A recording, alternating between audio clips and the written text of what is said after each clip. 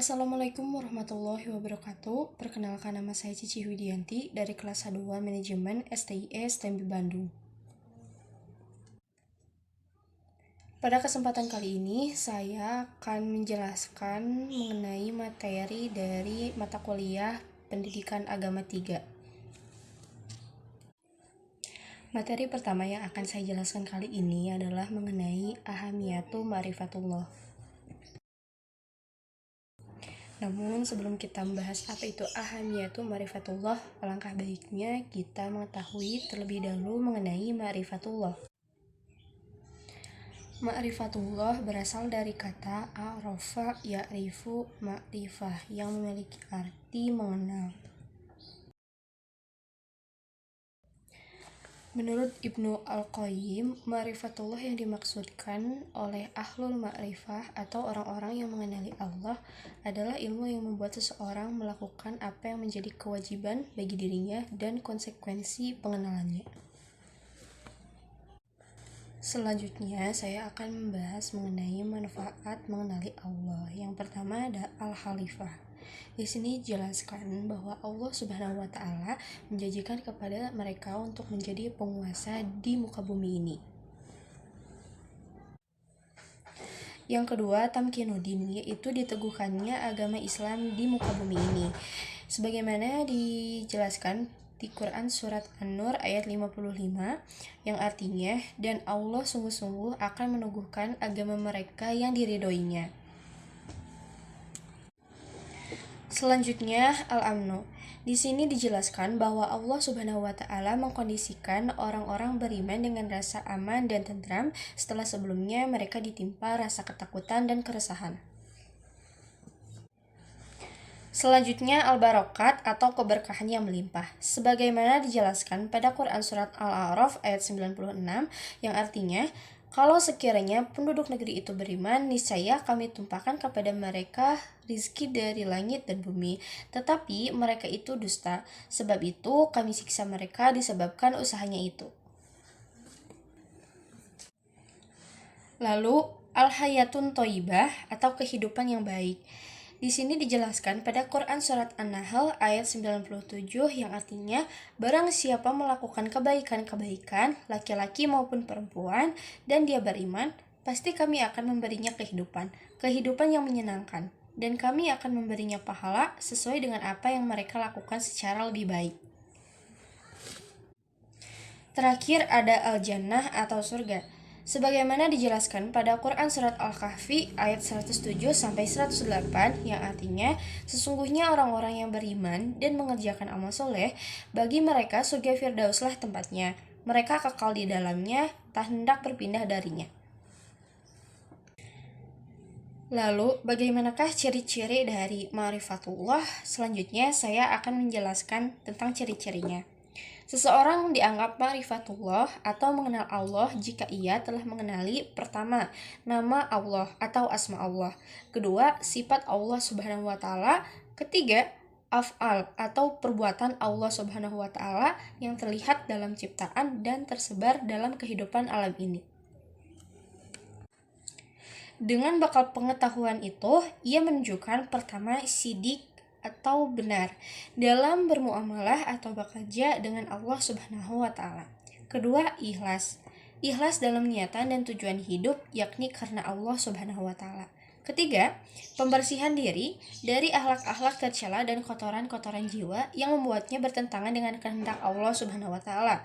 Keempat, sabar atau menerima pemberlakuan hukum atau aturan Allah Subhanahu wa Ta'ala atas dirinya. Kelima, berdakwah atau mengajak orang lain mengikuti kebenaran agamanya. Keenam, membersihkan dakwanya, membersihkan pengaruh perasaan, logika, dan subjektivitas siapapun. Ia hanya menyerukan ajaran agama seperti yang pernah diajarkan oleh Rasulullah SAW. Tidak hanya itu, ma'rifatullah juga harus didukung dengan dalil yang kuat. Pertama, dalil nakli. Kedua, dalil akli. Dan ketiga, dalil fitrah. Selain itu, figur-figur teladan dalam ma'rifat seperti Rasulullah Shallallahu Alaihi Wasallam dan ulama amilun atau ulama yang mengamalkan ilmunya.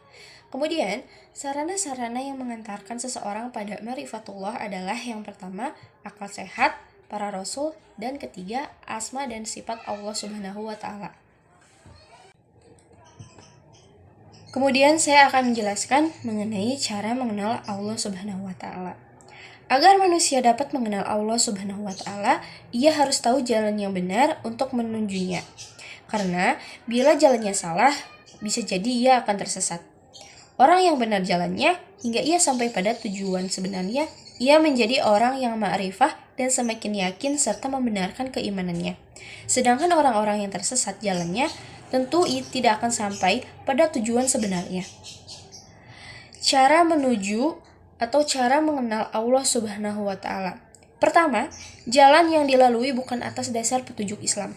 Kedua, jalan yang dilalui atas dasar petunjuk Islam. Adapun jalan penghalang dalam ma'rifatullah.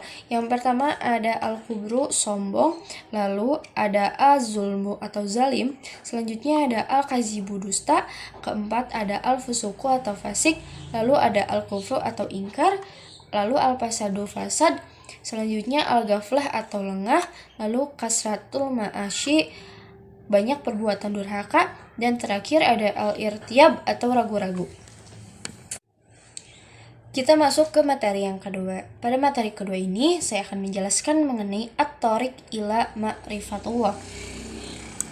Menurut Imam Ghazali atau Imam Al-Ghazali, ma'rifat adalah pengetahuan yang tidak menerima keraguan terhadap zat dan sifat Allah Subhanahu wa Ta'ala. Al-Ghazali memberi kesimpulan bahwa ma'rifat adalah mengetahui akan rahasia-rahasia Allah dan mengetahui peraturan-peraturan Tuhan tentang segala yang ada. Lalu, bagaimana cara menuju ma'rifatullah? Pertama, ma'rifat terhadap zat Allah adalah mengetahui bahwa sesungguhnya Allah adalah wujud esa, tunggal, dan sesuatu yang maha agung, mandiri dengan sendirinya, dan tiada satupun yang menyerupainya. Kedua, sedangkan ma'rifat sifat adalah mengetahui dengan sesungguhnya Allah itu maha hidup, maha mengetahui, maha kuasa, maha mendengar, dan maha melihat dengan segala sifat-sifat kesempurnaannya. Lalu adapun tahapan-tahapan atau jalan menuju pengenalan terhadap Allah Subhanahu wa Ta'ala. Yang pertama melalui ayat-ayat Allah Subhanahu wa Ta'ala yang terdiri dari pertama ayat kauliyah, kedua ayat kauniyah. Lalu melalui metode Islam dengan nakli dan akal membenarkan dan menghasilkan iman. Dan terakhir melalui metode selain Islam, yaitu dugaan dan hawa nafsu, lalu ragu-ragu, dan terakhir berakibat kufur. Selanjutnya, saya akan menjelaskan materi ketiga yang merupakan materi terakhir, yaitu al-manawi min ma'rifatullah. Ada dua hal yang menghalangi manusia dalam mengenal Allah. Pertama, maradus syahwat. Kedua, maradus syubhat. Untuk maradus syahwat, berkaitan dengan penyakit hati berupa nafsu dan kesenangan serta perilaku yang tidak terpuji. Sementara untuk maradus syubhat, berbagai hal yang menimbulkan keraguan lebih banyak berkaitan dengan masalah akal dan logika. Maradus syahwat sendiri terdiri dari al-fisku, kefasikan, lalu al-kubru, kesombongan, ada az-zulmu juga, yaitu kezaliman, al-kizbu, kedustaan, dan terakhir kasratul ma'asyi, yaitu banyak melakukan perbuatan maksiat. Kesimpulan dari pertemuan 1-3 ini adalah di mana manusia merupakan makhluk yang diberi akal yang sempurna.